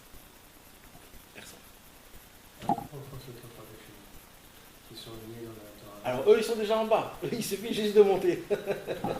Non, eux, ils doivent... Moi, je dis, Les Balei Tshuva. Non, Eux, ils doivent non, détruire. Eux, ils Non, doivent. je dis l'inverse. Quoi? Celui qui est né Dans la Goucha. de parents de Ah. Baruch Hashem, le Yetzer Hara, il est tellement fort qu'il arrive à nous faire tomber même les gens qui étaient. Mais c'est des niveaux qui sont bien moins que le complètement. Ça veut dire, malheureusement, il y a les Pgam et Abrit, Shalom, toutes les passions sexuelles, que ça arrive à tout le monde. Ça passe même les plus grands, même les plus petits. Ça, c'est même les gens qui sont nés dans la sainteté. Il y a aussi des questions et des réponses que des fois tout le monde se pose. Comment Dieu fait des choses comme ça? Ça arrive à tout le monde. Il y a des fois même des gens qui étudient, ils ressentent rien. Et ça, c'est la plus grande maladie chez les gens c'est qu'ils ressentent rien. Tout est mort. Tout est mort. Et malheureusement, je peux vous dire, moi j'étudie dans des endroits comme ça, la majorité c'est comme ça. T'as les extrémistes. Ou alors, tout est mort, mais comme ils ont reçu une très bonne éducation, c'est les techniciens, et qu'est-ce qui va se passer? C'est que quand ils vont avoir des enfants, ils vont commencer à se poser des questions, et là ils vont faire Tchouva Behemet, parce que là ils sont obligés de... C'est leur vie, ils seront obligés de faire passer. Donc. Ou alors il y a des gens que tout est mort et ils en ont marre. Alors ils descendent. Il y en a plus, il y en a moins. C'est ce qui se passe aujourd'hui. Tu vois des choses qui ne sont pas bien. C'est comme ça que ça marche. Mais je peux vous dire que malheureusement aujourd'hui c'est très dur. Parce que ce monde-ci il a tellement à nous faire ressentir et kiffer soi-disant. Et quand tu viens, c'est tellement dur d'étudier toute la journée, quand tu sais que l'autre il travaille, lui il a reçu son bac, et l'autre il gagne 4000 trucs par semaine, et l'autre il fait ça, et toi tu t'assois, tu reçois 170 shekels par mois. Donc il faut beaucoup de force. Donc c'est pour ça qu'il faut la neshama du judaïsme. C'est quoi ça, Rabbeinu? Il nous fait montrer le cœur de tout, il nous fait faire sortir le sentiment, il nous fait faire voir Akadosh Baruch Hu, il nous fait faire arriver par un chemin, ce qu'on va étudier, comment de ne pas se poser des questions comme ça. Parce que des questions comme ça vient d'où? Ça vient de la épicorsut. Il ne faut pas rentrer dedans. C'est ça les questions. C'est ce qu'on parlait aussi tout à l'heure, quand on a commencé, quand on voit ça, et pourquoi lui, et pourquoi moi. C'est la réalité. Il ne faut pas se poser la question. Et c'est comme ça que Rabbeinu il a commencé. Qu'est-ce qu'il a dit? N'essayez pas de comprendre. C'est illogique. La Torah, ce n'est pas logique. C'est Emouna. La Torah, c'est Emouna. Maintenant, c'est bien que vous parlez de ça, parce qu'il faut que je rajoute quelque chose que quand même c'est important de savoir. Quand on parle de ça, automatiquement, on va se dire que, alors dans la Torah, rien n'est logique, comment ça se peut? Comment ça se peut? Il doit y avoir des bases quand même. Alors il faut savoir une chose. Il faut savoir qu'en vérité, la Torah elle-même, elle est logique. Mais elle a sa logique à elle. C'est ça la chose. C'est quoi la Gemara? La Gemara, elle t'apprend à avoir un cerveau logique juif. Et quand tu as cette base de sechel, cette base de logique, que c'est quoi qui la supporte? C'est la Emouna. Parce que quand tu apprends la Gemara, c'est par Emouna. Tu vas te dire, moi j'ai une façon de penser, mais je ne m'appuie pas sur ma façon de penser, je m'appuie sur la façon de penser de la Gemara. Donc en fait, ça se base dans une Emouna. Quand le logique se base sur une Emouna, il n'y a aucun problème. Tu peux rentrer dans la logique tant que tu veux. Tant que ça se base sur la Emouna. Mais au moment où tu prends la logique, et que pour toi ça devient cette base, la logique, ça c'est le plus grand problème. C'est là où tu tombes. Vous avez compris comment ça marche? Comme par exemple quelqu'un il apprend la médecine, ou alors il apprend les handesim. Il faut qu'il se mette depuis le départ que c'est pas ce qu'il dit, c'est la halakha le Moshe Sinaï. C'est pas comme ça et c'est pas autrement. Il faut qu'il sache qu'il y a une base, qu'après tout, Dieu il fait ce qu'il a envie, Dieu il a ses règles, et Dieu il fait ce qu'il a envie. Ce que tu apprends, c'est pas obligatoire, c'est on va dire 80%. Quand tu pars de cette base-là, et que tu sais qu'en fait, la base c'est la Emouna, c'est Dieu, le reste c'est du surplus, ok, il n'y a pas de problème à ça. Mais quand tu te bases sur la logique, alors là c'est foutu. Après tu peux mettre Dieu là où tu veux, ça ne va pas marcher. Parce que la base, il faut que ça soit Dieu. Il faut que ce soit la Emouna. Et ça, c'est toute la Torah, toute la logique qu'il y a dans la Torah, tous les calculs, tous les mathématiques, tout ce que la Torah nous apprend, c'est toujours par base que tout est Dieu. Donc, d'où sont venus ces sagesses, ces sciences? Ils sont venus des brisures qui s'est passées. Tu as bien compris donc, ce qu'on a expliqué? Voilà, très bien. Donc, en fait, c'est de ça, en fait, c'est les brisures des clipotes, quand ils sont devenus des sciences. C'est pour ça que d'un côté, les sciences, pourquoi on voit qu'ils ont une force, en vérité? Les sciences. Tachles, dans le concret. Ils ont raison dans ce qu'ils disent. leurs calculs d'architecture, les calculs de médecine, les calculs d'astronomie sont quand même arrivés à des points que c'est vrai en fait ce qu'ils disent. Ouais. Alors, Mais c'est incomplet. c'est ça l'histoire, c'est parce que la racine, c'est une La racine, lumière. c'est le émet, mais C'est la clipa. c'est incomplet. Mais le problème, c'est que ce qui entoure, c'est rempli d'écorce. Vous avez compris? C'est ça que c'est important de faire. Qu'est-ce qu'il dit le Rachid? Il dit comment un mensonge peut être reçu. Il faut d'abord dire quelque chose de vrai. Il faut que dans le mensonge, il y a de la vérité. Parce que qu'est-ce qui se passe? Si tu veux tromper un client, un truc, tu lui dis. C'est ce qu'elle fait la clipa. La clipa, elle dit dans la sagesse, dans les sciences, je vais vous donner un petit peu la lumière de la clipa, mais tout ça va être de la clipa. Donc toi tu reçois parce que tu vois que c'est vrai, mais en fait c'est vrai à cause de la lumière, mais tout le reste ce sont des écorces. Aïnou mishvirat kelim mimotarot psolet akdusha, des restes et des déchets de la sainteté. Kemo etzel adam, c'est exactement pareil comme chez un homme. Yesh kama mine motarot psolet, on voit chez un homme que lui aussi il a plusieurs déchets, des choses qui sont en plus qu'un homme il n'a pas besoin. Kegon, comme par exemple tzipornaim, des ongles, vesea et des cheveux, vezea et de la sueur, ou sharp semet ou motarot, et encore plusieurs sortes de déchets et des choses qu'un homme il va aux toilettes pour se enlever de tout ce qu'il a. Ken, il dit que Rabbeinu exactement, kol chochma chitzona, toutes sortes de sciences et de sagesse qu'il y a extérieures, ba mimotarot ou psolet yedua shelakdusha, ça vient automatiquement des déchets de la sainteté. Vechen, et il dit, sachez que c'est exactement pareil. Kishouf, ba mimotarot ou psolet yedua. Même le kishouf et même la psolet, tout ça, comme ce qu'on a dit, c'est-à-dire toutes sortes de magiques, toutes sortes de magie noire, et même les sagesses qu'ils avaient avant, parce que c'est quoi la magie en vérité? On peut se dire que la magie c'est pas une science, mais c'est quand même c'est quelque chose qui est surnature. Donc on peut se dire comme c'est surnature, ça peut être vrai. Peut-être c'est Dieu, peut-être c'est quelque chose, c'est une autre force. Peut-être c'est pas Dieu, c'est quelqu'un d'autre, puisque c'est surnature. Alors il dira non, c'est exactement pareil, tout est exactement pareil. Toutes les magies, toutes les choses qui sont comme ça, tant que ça ne parle pas de la Torah, ce sont des écorces, ce sont des déchets, ce sont des choses qu'on jette. C'est la poubelle de la sainteté. Et c'est ça qui leur donne le pouvoir. Malheureusement. Parce que c'est le pouvoir de Dieu qu'on utilise dans la saleté. En fait. Malheureusement. Et c'est ça la raison pour laquelle il nous dit Rabbeinu que c'est un problème. Alors sur ça, il nous dit Rabbeinu, ve'alken, c'est pour cela. Mi shenofel epikorsit azot, une personne qu'elle tombe dans cette épicorsite, c'est-à-dire qu'un homme il vient avec une sagesse qui est très grande, comme on a dit tout à l'heure, il va te donner des calculs astronomiques comme quoi c'est comme ça et pas autrement, il va te donner des calculs comme quoi la médecine c'est comme ça et pas comme dans la Torah, etc. etc. Af shebevadai tzarich livroach ulimalet misham, il dit Rabbeinu, c'est sûr que quand on vient te poser une question comme ça, il faut vite dégager. Je vais le dire maintenant à notre version à nous. Quand on se pose des questions comme ça, comment Dieu a fait ça, mathématiquement ça marche comme ça, quand ça commence tout de suite à monter dans la tête, il dit Rabbeinu, vite, jette-la, jette cette pensée le plus vite possible. Il dit Rabbeinu, comment on jette une pensée? Il dit Rabbeinu, un homme, Dieu a fait qu'il ne peut pas avoir deux pensées ensemble. Ça n'existe pas. Un homme ne peut pas penser deux pensées ensemble. Il dit Rabbeinu, c'est simple, quand on a une pensée de comment ou pourquoi sur Dieu, vite pense quelque chose d'autre. Pense quelque chose d'autre. Parce que ces pensées-là, il faut vite les écarter. Maintenant, il dit Rabbeinu, viens, on dit qu'un homme, il est rentré dans ça. Et vas-y, la question commence à lui taper la tête. Ça lui tape la tête. Alors il dit Rabbeinu, Achafal Piquin, Michelofel Echam, un homme qui tombe là-bas, c'est-à-dire dans des questions du comment, pourquoi, etc. De là-bas, il y a encore un espoir de pouvoir sortir de là-bas. C'est quoi l'espoir? Parce qu'en vérité, on peut trouver Dieu partout, même dans ces endroits-là, même dans les sciences. On peut trouver Akadosh Baruch Hu même dans les sciences.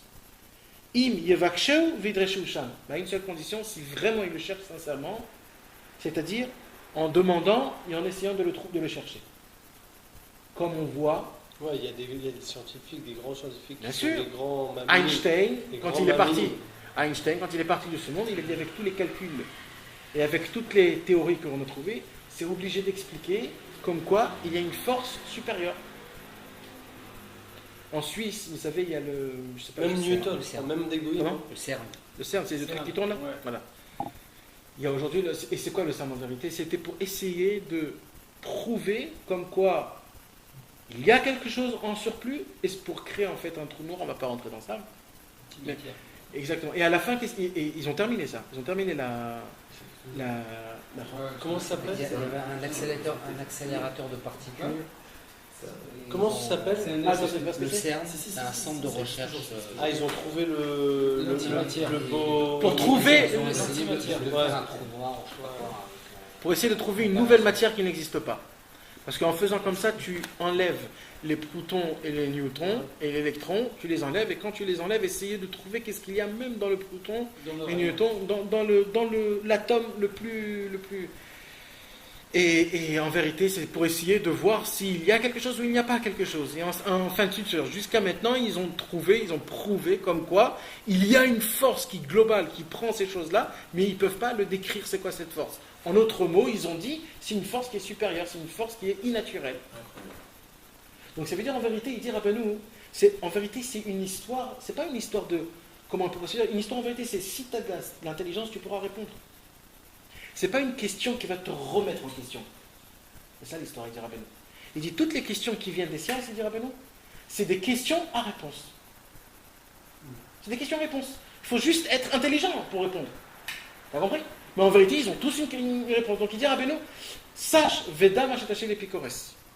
Sache que si tu cherches Dieu, tu pourras trouver la réponse de Dieu même là-bas.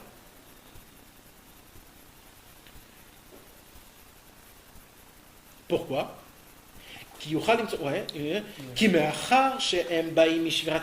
Puisque les sagesses, d'où ils viennent? Les sagesses, ils viennent de la brisure des ustensiles d'en haut. Donc en vérité, la brisure, en vérité, c'est une lumière en vérité. Donc le problème, c'est que l'entourage de la lumière, c'est la clipa. Mais au moment où tu enlèves la clipa, au moment où tu enlèves l'écorce, tu trouves Dieu tout de suite. Donc en fait, Rabbeinu, ce qu'il te dit en deux mots, c'est d'essayer d'enlever l'écorce et d'essayer de prendre la lumière qu'il y a le plus. C'est comment? En essayant d'être intelligent. Yesh shama kaman etutsot boucha, donc il y a plusieurs étincelles saintes. Vekama otiot shinishveru, et plusieurs lettres qui se sont brisées. Venaflu les sham et qui sont tombées là-bas, kayadoua, comme c'est connu. Valken yuchal imtson sham elokut vesechel, c'est pour cela que dans toutes sortes de sagesse, toutes sortes de sciences que Dieu nous a créées, il y a une possibilité de découvrir Dieu même là-bas. On va prendre un exemple. Aujourd'hui, les harachim, vous savez ce que c'est les harachim? Ouais. Les rabbanim qui font les kirouv. les kirouv. Aujourd'hui, ils ont ouvert plein de livres. Qui réconcilient. Ouais, même en français, je ne sais plus comment ça s'appelle. Un Mahapar, 1, 2, 3. Ouais. Le Rav Zamir Cohen. Bien la science des Alors, il a fait montrer comment dans toute la science, on voit Dieu. Et pourquoi? Moi, j'ai pas trop aimé ce truc-là. Non, moi, j'ai pas trop aimé. Pourquoi? Parce que d'abord, il se base sur la science, et de la science, il trouve Dieu. Mais en fait, ce qu'il fallait faire, c'est exactement l'inverse. De dire comme quoi Dieu, c'est lui, sans preuve, sans rien, parce que Dieu, c'est lui. Maintenant, vous voulez voir, il y a aussi des preuves. Et la preuve, c'est regarder que même dans la science, on peut trouver Dieu. Non, mais il a fait comme ça pour parler aux gens. Ouais, mais quand même, c'est pas un... Non, mais bon- mais dans le livre, il dit bien, regardez la Torah, ce qu'elle nous disait à 5000 Exact, ans, et exact. voilà, eux, ils ont découvert ça Exact. il y a 50 ans. Exact. Mais d'après ce que Rabbeinu nous apprend, c'est que ça aurait été plus pur et plus sain si on prend un juif et qu'on lui dit « et la foi Voilà. C'est Mais comme les ça. gens aujourd'hui, ça marche pas forcément. ». Parce que les gens ne savent pas parler. Moi, je te C'est-à-dire promets. que Ce sont des gens qui savent hyper bien parler, d'ailleurs, le Rav Zamir Cohen, etc. Non, je te parle qu'ils ne savent pas parler. Non, je te parle qu'ils ne savent pas parler ce qu'ils veulent dire sur l'aïmouna. Eux, ils savent parler dans l'autre côté. Parce que leur chitao, c'est de se baser par rapport à ça. Non, c'est des chitaos. Moi, je vois ce que tu dis. Ce que tu dis, c'est que c'est très important parce que la Voilà, Emouna, voilà. elle est dans le cœur, elle n'est pas dans le sechel. Exact. Tu sais, c'est quoi le Elle problème? n'est Ce pas qu'il nous dans dit la Rabbeinu. Chorma Bina, elle est dans le cœur, la Emouna. La Emouna Amidid, elle doit être dans le cœur. Et quand tu fais ça avec des gens, tu essaies de leur mettre la Emouna via le sechel, via Ça la n'existe pas, ça. Chorma. C'est ce qu'on a dit tout à l'heure. Chaque juif, il a tout. Mais quand tu te tournes vers un cas énorme, tu parles pas avec une personne, tu parles à un cas énorme. Donc tu peux pas faire. C'est pas comme si tu parles à une personne et là tu peux lui parler des mounas directement. Donc tu es obligé pour capter l'attention d'un grand cas. Rabbeinu, il dit qu'est-ce qui se passe si maintenant les preuves que tu lui as données, on trouve l'inverse de l'épreuve? Ouais, mais forcément, il faut trouver.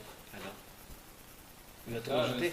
moi je pense que c'est juste un peu du tape à l'œil, mais à la fin c'est qu'il y a en dessous de ça, il y a que la Ben, Alvaï, Elle va ici, tout ça, la Emouna, il n'y a aucun problème. Parce que la Emouna, c'est ça qui base tout. À la fin, Mais moi, ce que je voulais vous dire, c'est que même dans les sciences, ça veut dire même les choses que les goïms, ils ont trouvées, c'est ce qu'il a dit Rabbeinu là. On peut trouver là-bas Dieu. Pourquoi on peut trouver là-bas Dieu? Parce que la racine des sciences, c'est Dieu. En fait, c'était lumière, c'était la brisure des kelim. Donc, en fait, c'est Dieu. Donc, en fait, ce qu'il nous dit Rabbeinu, c'est ça, mamash. Si un homme, il sait un petit comme il a dit, Veda, Machataché, les Picorès, c'est ce qu'ils ont fait, la Rafim. Ils nous ont fait montrer comme quoi, dedans, on voit même Dieu. Valken yuchal limtso sham elokut vesechel. Donc, on peut trouver dans les sciences qui sont complètement logiques, même de la divinité et même de l'intelligence, c'est-à-dire des sciences, les yashev akushiot, chez la epikorsut azot, pour essayer de répondre aux questions qu'ils peuvent nous poser, ou alors que nous, on peut se poser. Abba mechochmot ritzeniot, qui viennent par des sciences extérieures.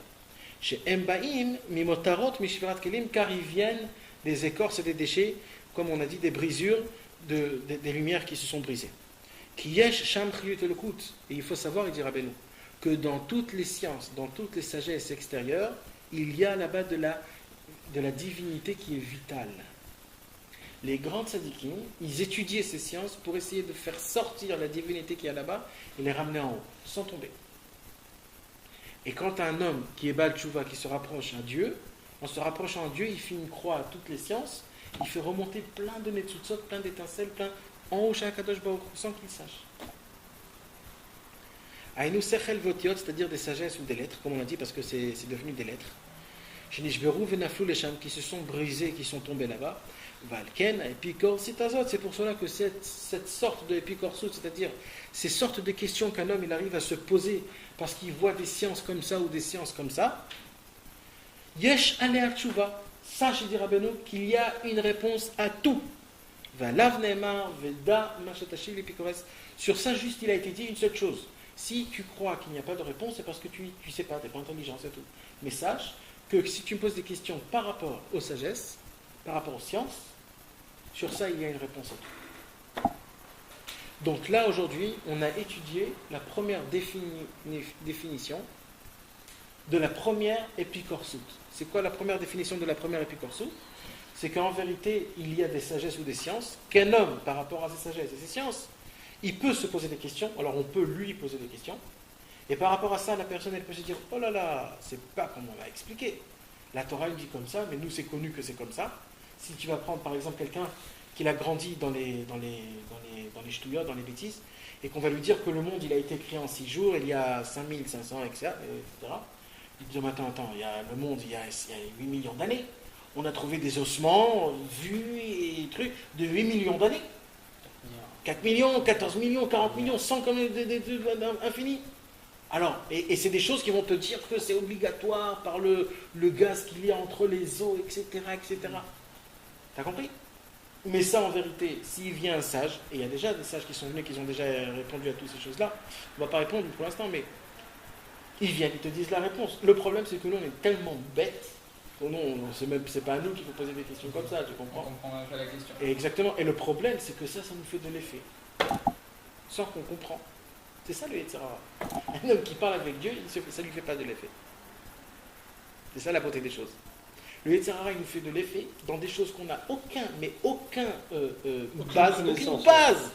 Et on vient, on se dit, ah ouais, c'est dur d'y croire en Dieu. Et le mec, il sait, mais il n'a aucune base de ce qu'il vient de dire. Il ne sait même pas ce que ça veut dire. C'est certain, c'est certain, dans tout, c'est dans tout. Et un homme qui ne fait pas une des doutes, qui ne parle pas avec Dieu tous les jours, ça lui fait de l'effet. Quand il va se réveiller demain matin, ça va être très dur pour lui d'y croire. Il va se passer quelque chose, ça va lui trembler, ça va lui bouger tout son truc. Il va se dire, mais pourquoi Dieu fait des choses comme ça? Pourquoi je m'arrive ça? Pourquoi de ça? Et ainsi de suite. Et ça s'accumule, jusqu'à qu'un jour, ça explose, ça pète. Mais en tout cas, Rabbeinu dit, sur ça, même la logique, elle existe. Sur ça. Parce qu'en vérité, c'est juste une histoire d'intelligence, il dit Rabbeinu. Maintenant, la deuxième, Bezrat Hashem, on va étudier ça dans le cours prochain, et ça va être un peu juteux.